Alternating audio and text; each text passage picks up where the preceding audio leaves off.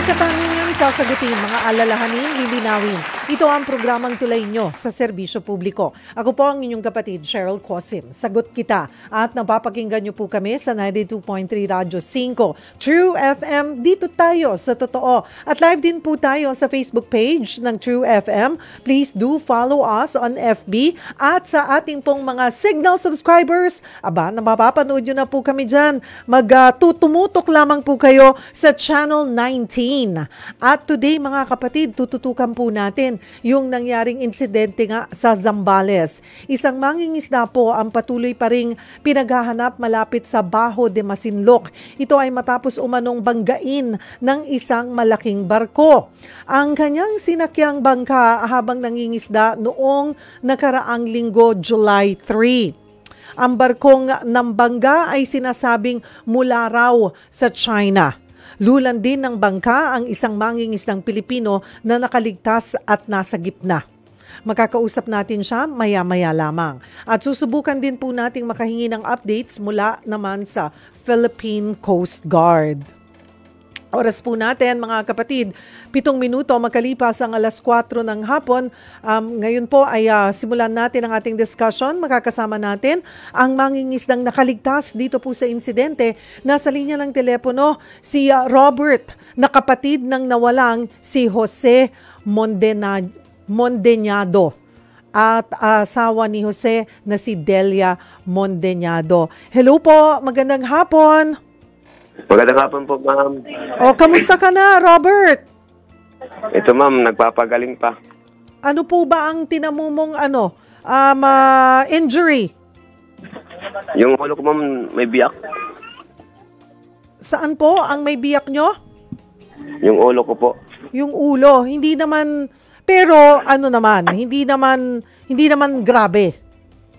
Hindi naman po gano'ng grabe, ma'am. Maliban dyan sa ulo, saang parte pa ng katawan ka nagtamo ng sugat? Mayroon pa ba? Mga pamangit sa binti ko. Maliliit lang. Oh, maaari ba, Robert, na ikwento mo sa amin kung ano yung nangyari nung araw ng linggo?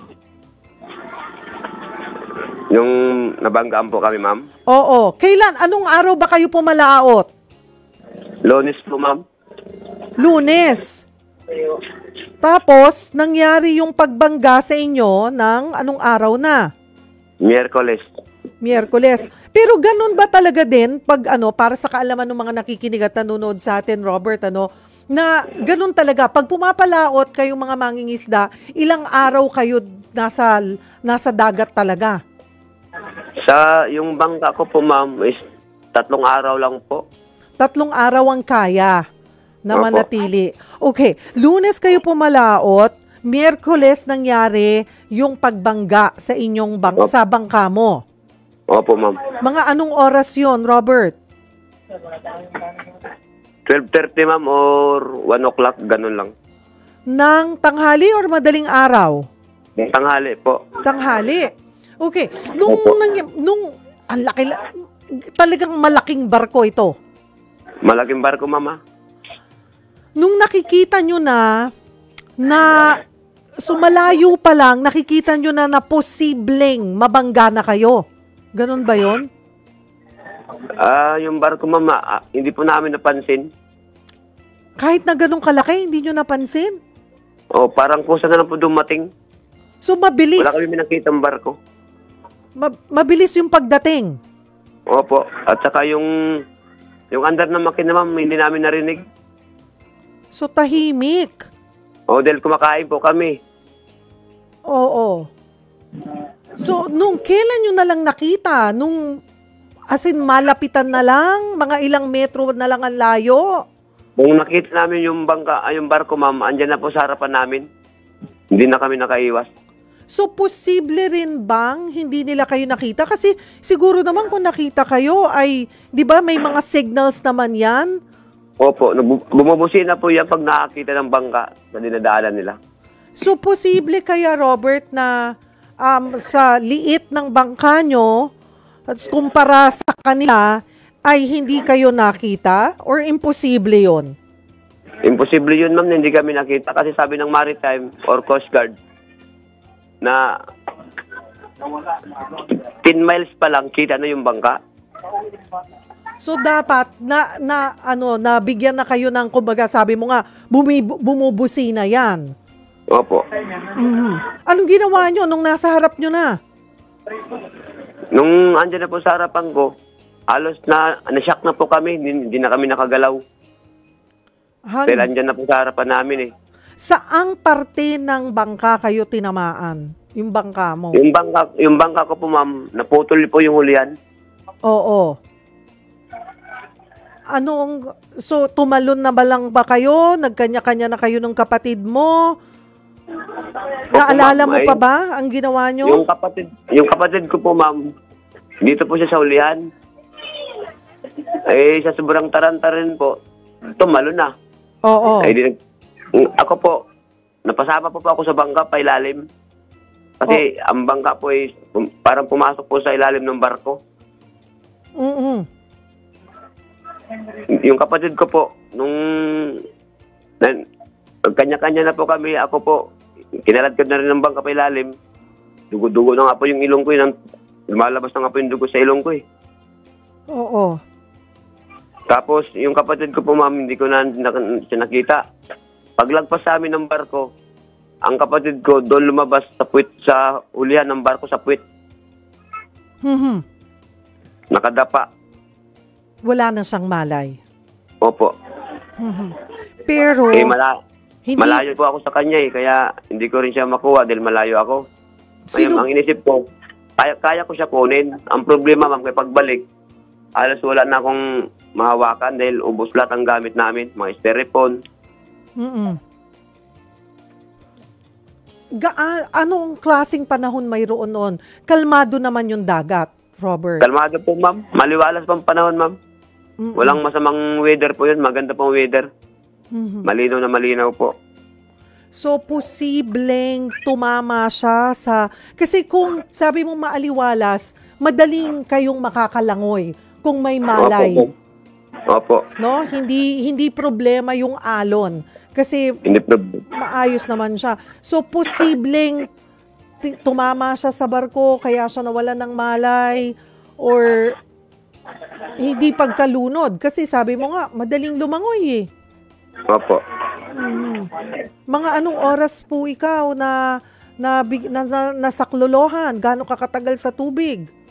3 araw, 3 gabi, ma'am. Bago ka na-rescue? Opo. Anong tumatakbo sa isip mo nung mga oras na yon, 3 araw?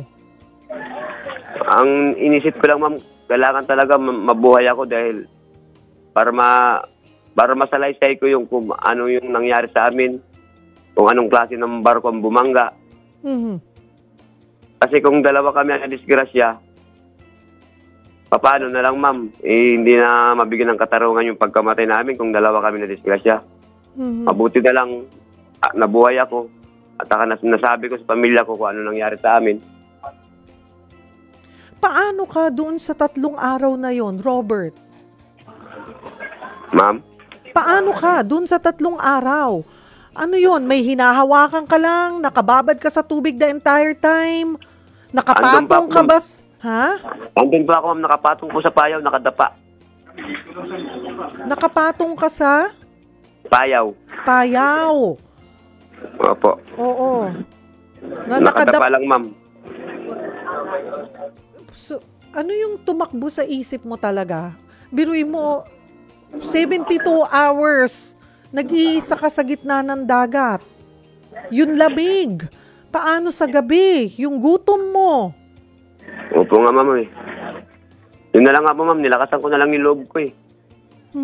Para mabuhay. Anong ginagawa mo? Iniinom mo na lang yung tubig dagat pag nagugutom? Opo, ma'am. At nung nakita ka na, nung palapit na yung tulong, paano? Paano ka nakita? Dahil ba inireport daw? Talagang Ano po yun, ma'am? hinanap kayo ng Coast Guard? Yung kapatid ko, ma'am, hinanap ng Coast Guard nung dumating na ako ng Sabado. Oo. Pero ang nag-report sa Coast Guard ba, pamilya mo? Ako po, ma'am. Paano ka nakapag-report? Dumating ako dito, ma'am, Sabado ng 6:30. Hindi, pero sino ang nakakita sa'yo? Sino ang nag-rescue? Ang nakarescue sa akin, ma'am, isang bangka din mangingisda. Maliit na bangka rin. Opo. Oh. Abay, kung wala palang bangka doon, wala na hanggang ngayon. Oo nga, ma'am. Baka wala na. Baka patay na rin ako sa gutom. So, ngayon po ay nagpapahinga ka na at still sinusubukan ng Coast Guard na hanapin ang iyong kapatid na si Jose. Opo, ma'am. Oo. Si Jose ba ay mas bata or mas matanda sa'yo, Robert? Mas bata po sa akin yung ma'am. Yun ang sumunod sa akin. Akong panganay po. Ilang taon ka na ba, Robert? 47, ma'am. Si Jose? 45. Kayo ba may mga pamilya na? May mga asawa at anak na pareho? Yung ako po, ma'am, 4 po yung anak ko. Oo. Yung kapatid ko po, 3 po yung anak niya. Paano na nga po to, hindi na rin ako makalawat dahil yung bangka ko rin po, sira. Yung mga pamangkin ko, paano na lang po yung pag-aaral nila. Sa ngayon ay may nakipag-ugnayan na ba sa'yo sa government or sa LGU? Ano daw tulong ang maibibigay nila assistance sa'yo at sa pamilya ni Jose? Meron naman po, ma'am, sa LGU natin kay Congressman J. At sinabi bang papalitan na rin yung bangka mo? Opo. Nandoon muna, bibigyan ka ng panibagong bangka. Ang sabi po ni Mayor, ipapagawa po. Paggagawan ka ng bago, bibigyan ka ng bago. Baka, sana nga po kung paggawa ng bago. Anong tinamaan na nga yung bangka mo, gagawin pa. Magagawa pa ba yun? Magagawa pa yun, ma'am. Magagawa pa rin naman. Opo. Re-repairin lang yun. Tatanggalin lang yung mga dingding niya kasi butas-butas na. Oo. Buti nahila nyo. Nakakuha po, ma'am. Coast Guard po nakakuha. Yung sindangan. Coast Guard na nakakuha nun. Yung malaking barko ng Coast Guard, yung sindangan. Oo. Okay. Yung bangka, yung barko na tumama sa inyo, nakabangga sa inyo, anong klaseng barko to?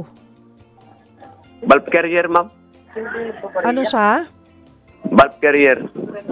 Okay. At alam mo ba, may idea ka ba kung kaninong barko yon? Barko ba yan ng China? Ang nabasa ko sa likuran, ma'am, ng barko, ang nakalagay doon, Incheck. Tapos may nabasa po ako, ma'am, na Yang po. So, posibleng Chinese vessel siya? Opo. Pero na-detect naman ata daw, Chinese vessel. Yang Fu ang nakalagay sa likod? Opo. Yang Fu. Alright. Well, dasal namin, Robert, na patuloy ang iyong paggaling, at sana nga yung assistance din, lalo na din sa pamilya ng kapatid mong si Jose. Ngayong patuloy yung paghahanap pa rin sa kanya. And I understand, Robert, kasama mo ngayon, katabi mo ang asawa ni Jose? Opo, ma'am. Pwede bang makausap? Opo, dali lang po. Salamat. Dali lang po, mama. Ayan, tinatawag na.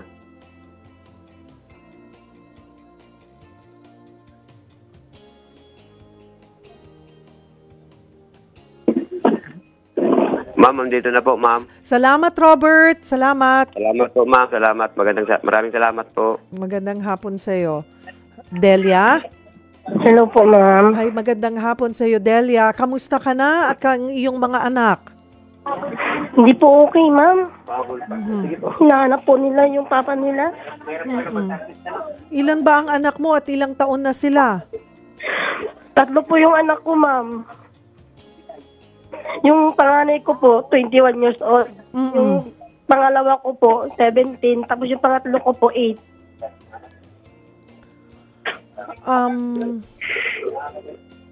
So far, yung bago pumalaot ang asawa mong si Jose, ano bang napag-usapan nyo, huling pag-uusap nyo?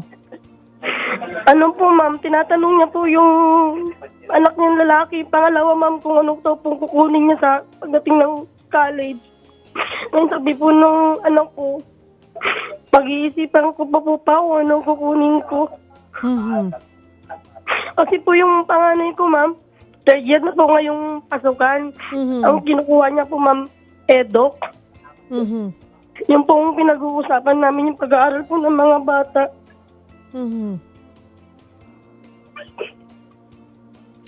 At ngayon ay patuloy na hinahanap si Jose at naikwento naman siguro sa iyo ni Robert na nung nakita niya si Jose ay wala na siyang malay. Opo. At sana siguro pinakamaganda ay magawa talaga ng Philippine Coast Guard na mahanap ang iyong asawa. But so far, yung LGU, yung ating pamahalaan, nakipag-ugnayan na ba sa'yo at ano daw yung assistance na maaaring maibigay sa inyo at sa iyong mga anak? Ma'am, binigyan po kami ng financial ni Congressman, kung pati po ni Mayor. Tapos po yung Coast Guard po patuloy pa rin po naghahanap sa asawa ko. Ano ang panawagan mo, pakiusap mo sa ating pamahalaan? Nakikiusap po ako sa ating pamahalaan na sana po mabigyan ng hustisya yung pagkamatay ng asawa ko, ma'am. At sana po mabigyan po ng financial yung mga anak ko dahil po di ko po alam po saan po ako magsisimula. Nag-aaral po yung 3 kong mga anak, ma'am. Nagkabilin-bilinan po ng tatay nila na magtapos sila sa pag-aaral nila.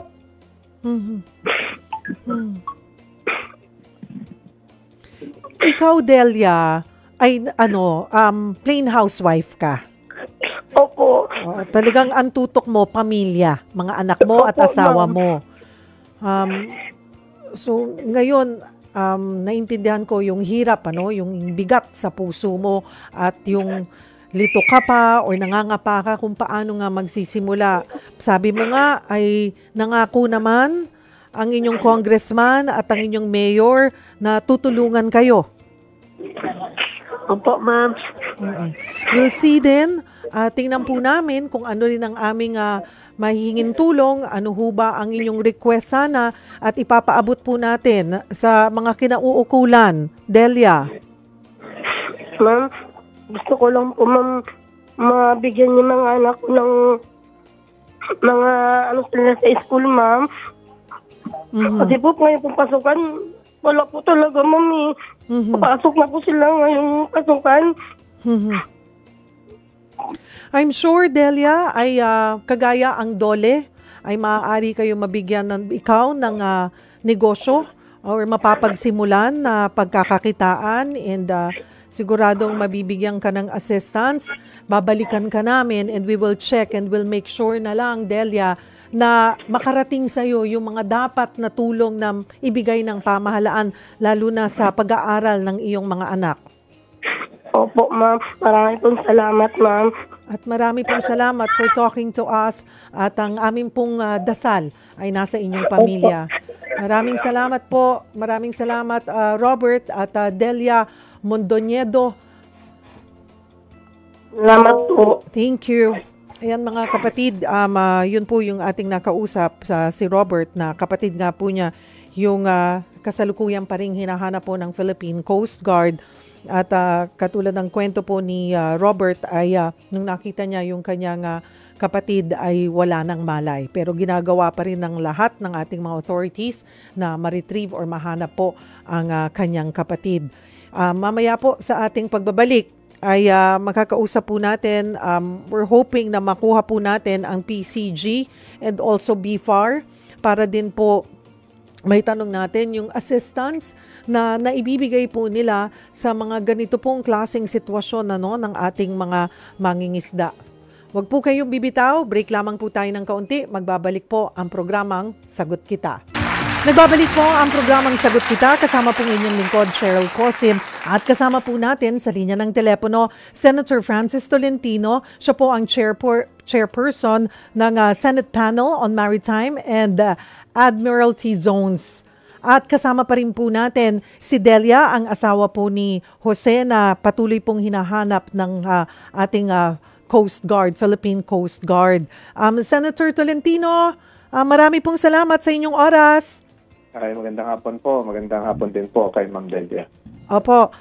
May update na po ba kayo doon po sa isinasagawang investigasyon at confirm po ba na Chinese ship po yung nakabangga dito kina Roberto at Jose? Ay, kanina po, kausap ko rin naman yung anak ni Ma'am Delia, anak ni Ma'am Jose, at kausap ko rin kanina si Roberto Mondoñedo. At nag-usap kami tungkol sa mga pangyayari. At nung isang araw pa, kausap ko naman ang Philippine Coast Guard na gumagawa ng investigasyon. Pero ngayon po, ngayong hapon, naggawa na ako ng formal na sulat sa Department of Justice at maging sa Philippine Coast Guard at sa PAO para maasistihan na po itong pamilya ni Ma'am Delia. At ang ating pong pakay dito ay pareho din po nung nangyari noon, kung matatandaan nyo, yung Pacifica Ana, yung nakabangga din nung Diren, dyan po sa area po na yan. At nagpunta pa nga ako dyan sa Subic nung mga panahong yon. So, patuloy pa ho yung paghahanap. At sana ito ay maging successful search and rescue pa rin.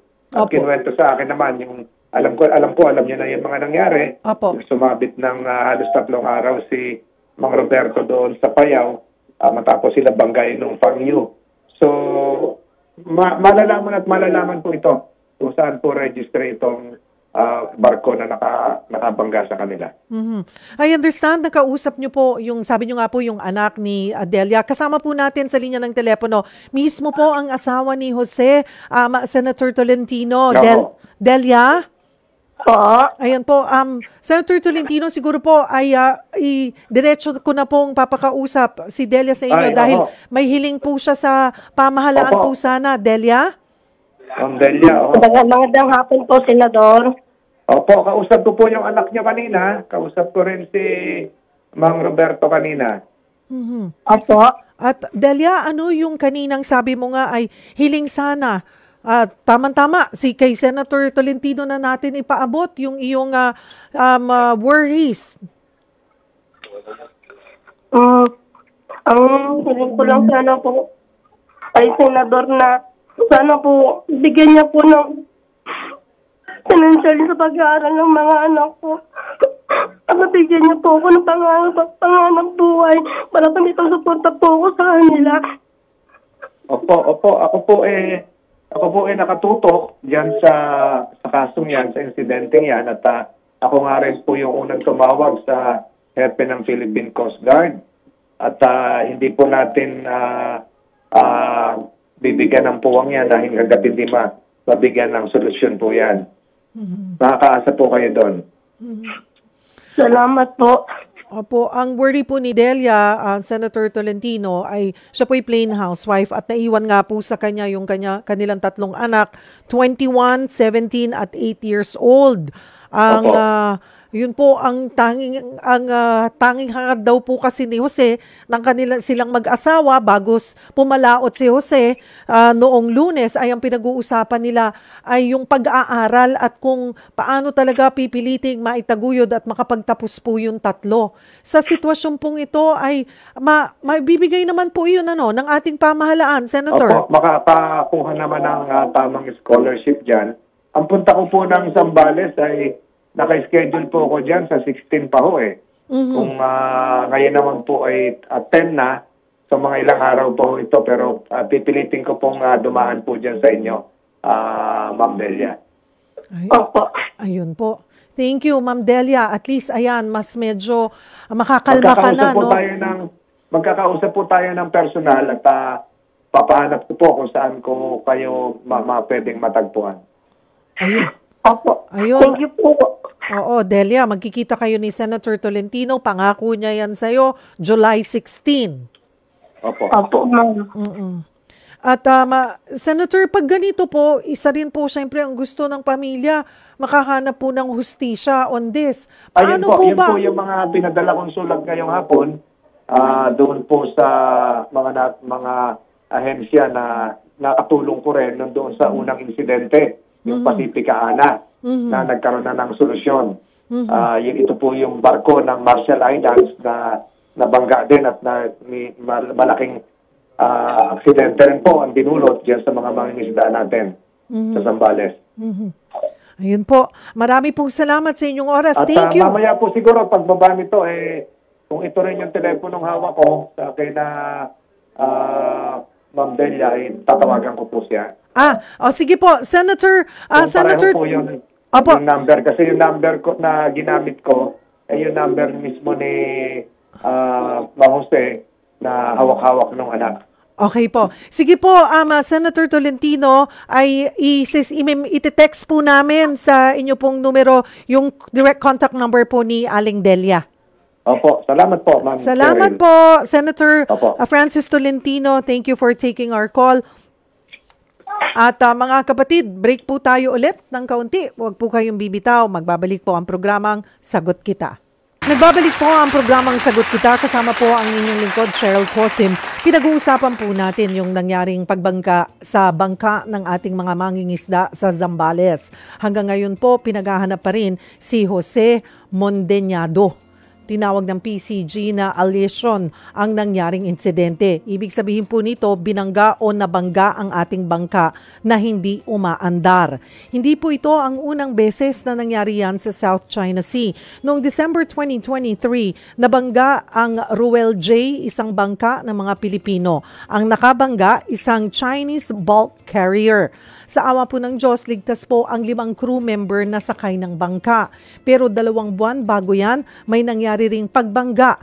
Nabangga ang isang Marshall Islands flag na bangka kung saan 3 Pinoy ang nasawi. At this point, nasa linya po natin ng telepono si Pamalakaya spokesperson Fernando Hicap. Magandang hapon po sa inyo, sir. Ay, magandang hapon, Cheryl, no? Sa ating mga taga-subaybay, magandang hapon po. Opo, nakipag-ugnayan na ho ba kayo sa pamilya ni Jose at Roberto? Actually, nabigla tayo, no? Dito sa nangyari na naman na insidente. Opo. No? Buhay lang yung ating mga ay gana. Hello? Sir Fernando, medyo putol-putol po kayo. Konting pihit po. Hello? Opo, sir. Oo. Opo. Ayun. Oo. Nabigla tayo, no? Meron naman nangyari. Tapos yung maliit na bangka, kumbaga sa 2 katao lang, yung magkapatid. Ibig sabihin, dito nakakarating doon sa Scarborough Shoal. Kaya dito lang ito sa may mga malalapit, no? Dito sa tabi. Pero hindi rin sila ligtas, no? Dito sa ganitong mga insidente ng banggaan. At ang hindi katanggap-tanggap dito, Cheryl, no? Kasi 3:00 lang hapon nangyari daw yung pagbangga. Mga 12 to 1 daw po ng tanghali. Kaya nga, ganun. Napaka-araw, no? Opo. Ibig sabihin nun, kitang-kita nung nasa visual, no? Yung mga dinadaanan nila. Kaya hindi pwedeng sabihin, hindi nila nakita. Kaya possible na meron talaga intensyon. Kasi ang sabi ang kwento ni Roberto, wala man lang busina. Nabigla na lang sila kasi kumakain daw silang magkapatid. Nakita na lang daw nila, nasa harap na nila, tinamaan na yung dulo, yung puwetan ng kanyang bangka ni Roberto. Oo nga po. Kaya ibig sabihin, possible, no? Na talagang sinadya yung pagbangga na naman sa ating mga mangingisda. Hindi na bago to, no, Cheryl? At matatanda natin, napakarami ng issue nito. Ang dyan, yung pagbangga mismo rin, no, doon sa, sa Jember 5. Diyan sa may sa Mindoro, yung mga taga Mindoro. Dahil dyan sa Solvic, marami rin, no, yung mga ganitong insidente na hindi rin napapanagot yung mga nagbangka. So, yung mga nakalipas po na insidente ay wala pong kinahinatnan nito? Walang report na nakarating sa amin na meron man lang napanagot, no, doon sa mga bumangga. Maliban doon sa hindi ako nagkakamali, noong 2019, yung mangingisda natin sa Mindoro binangga ng isang Chinese commercial fishing vessel. Pero itong mga recent na mga sunod-sunod, no? Yung nangyari dyan sa Subic ay mukhang walang nakarating sa amin na mayroong ganong napanagot na mga vessel. Sa ganito pong mga pagkakataon, ano rin pong assistance ang naibibigay po ng pamalakaya sa ating mga mangingisda? Bali, ang pamalakaya po ay walang capacity para magbigay ng ng logistic doon sa ating mga kababayan. Masigit pa doon sa paano talaga magtutulungan para mapanagot itong mga nabangga. Kaisa sa natin, siyempre, pangunahin pa rin na inaasahan natin na dapat ay malaman kung sino yung bumangga ay yung ating mga law enforcers, no? Tulad ng Coast Guard natin. Pwede kasi nilang makikita naman nila yan doon sa monitoring nila, backtracking nila. At makikita kung sino talaga yung mga possible na bumangga doon sa ating mga kababayan.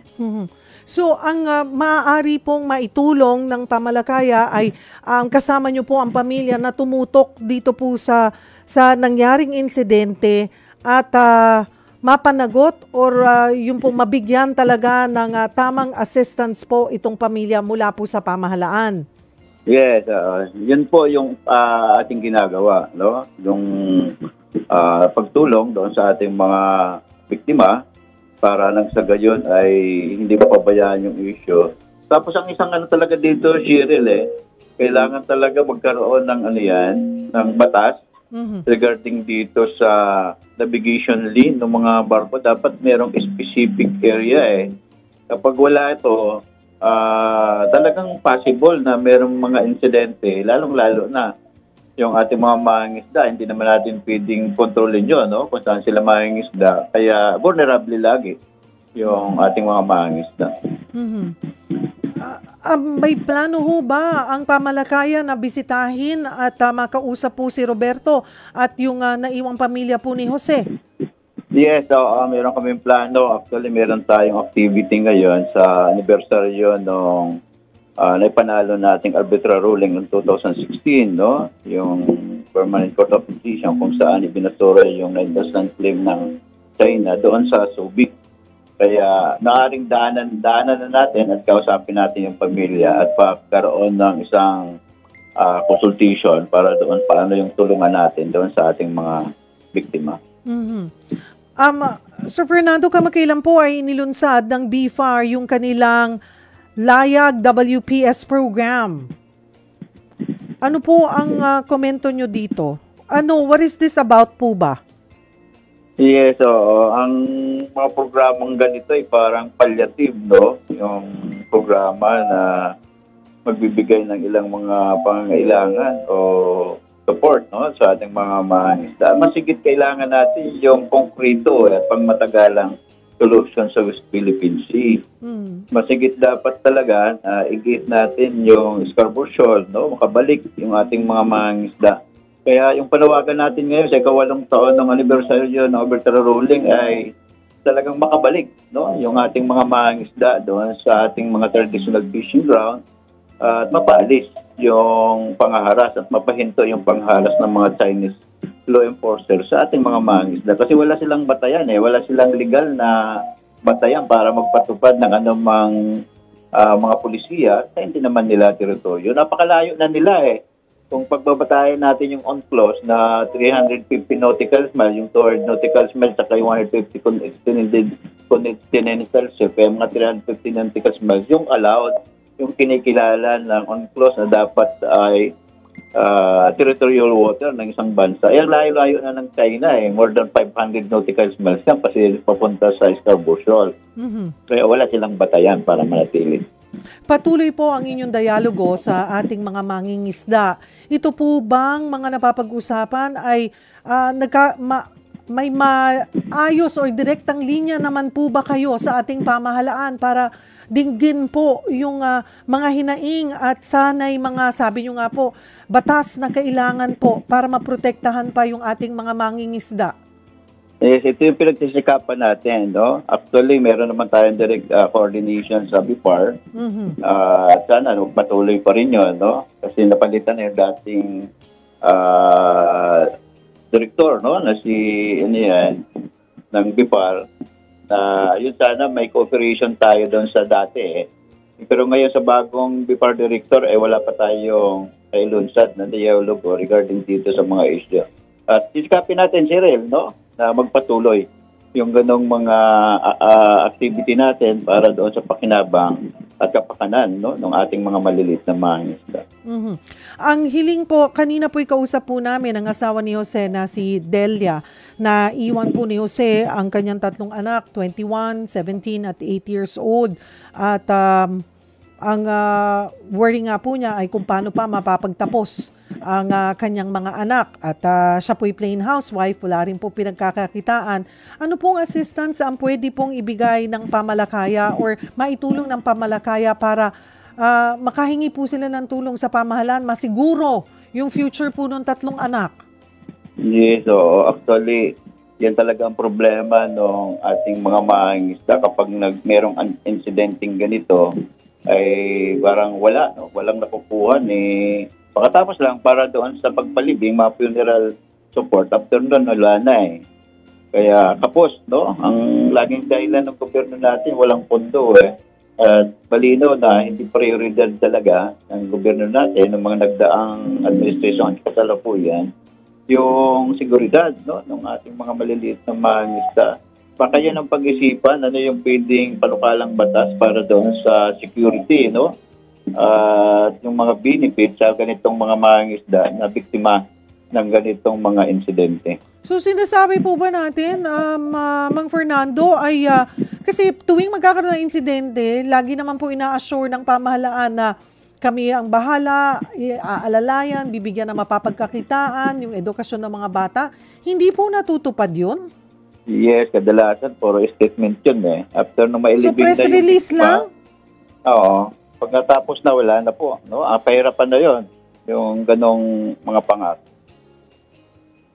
Yun pong tulad po nung Hello? bangka. Mang Fernando, yung bangka daw ni Roberto, maaayos pa naman daw, pero butas-butas na. Yun man lang ba ay makakatulong Hello? po ang BIFAR? Sir Fernando? Opo. Hello? Opo, yung kwento ni Robert ay nahila naman yung kanyang bangka pero damage na ito. Yun naman po ay matutulungan ng BIFAR. Yes, dapat. Dapat tulungan kagad. Meron naman pondo yung BIFAR regarding dyan sa mga boat dispersal sa mga mangingisda. Kaya hindi imposible na hindi magawa. Kaya pwede yung ganong mga support, no? Para makabalik siya sa pangingisda, yung kapatid. Mm-hmm. Oo nga po. Well, the good thing is, kanina po ay nakausap namin si Senator Francis Tolentino at napag-usap po namin sila ni Aling Delia at nangako naman po si Senator Francis Tolentino na magkikita po sila ng personal on July 16 sa pagpunta po ni Senator Tolentino sa Subic. Yes. Para po... para yung konkretong tulong. Mm-hmm, Kasi kailangan talaga dito yung konkretong tulong, hindi yung pangako eh. Hindi lang puro press release. Yes, tama po yan. Well, salamat po for taking our call. Pamalakaya spokesperson Fernando Hicap. Magandang hapon po sa inyo. Maraming salamat, Cheryl, sa inyong programa. Mabuhay po kayo. At mga kapatid, sinubukan din po namin kontakin ng BIFAR pero hindi po sila sumasagot. Ang sabi po ay may meeting, so maybe sa mga susunod na araw ay makakasama natin sila at mapag-usapan ano nga ba yung konkretong assistance na ibibigay ng BIFAR sa atin pong mga mangingisda. Oras po natin ay 4:54. Basahin ko lamang po yung ating ilan ninyong mga mensahe. Ang ating mga netizens, si Gael Eds, kawawa naman ang mga kababayan natin sa sariling teritoryo pag ginagawa ang karahasan. Nakakagalit. Si RQP, sinadya po yun ng mga Chinese people na yon. Si Mark Mendez, sana mas damihan ang barko ng Coast Guard para may kasama sana ang mga mangingisda sa West Philippine Sea. Si Leila Santos, kawawa ang mga mangingisda natin. Sana man lang masagip. Ayan, si Jen Marquez, yun lang po sana mabigyan ng scholarship ang mga anak kasi yung po yata ang pangarap talaga ni Jose. Yes. At si Matsuyama Kenichi, puro lang naman storya ang Pilipinas, wala namang aksyon. Yan po ang ilang mga mensahe ng ating mga netizens. Mga kapatid, dyan po nagtatapos ang ating isang oras na tanungan at sagutan. Bukas, sa araw na po tayo ng Huwebes. At usapang kalusugan po tayo, katuwang po natin ang MX3. Magsama-sama po tayo ulit bukas alas 4 hanggang alas 5 ng hapon dito sa programang Tulay Nyo sa Serbisyo Publiko. Ako po ang inyong kapatid, Cheryl Cosim. Sagot kita!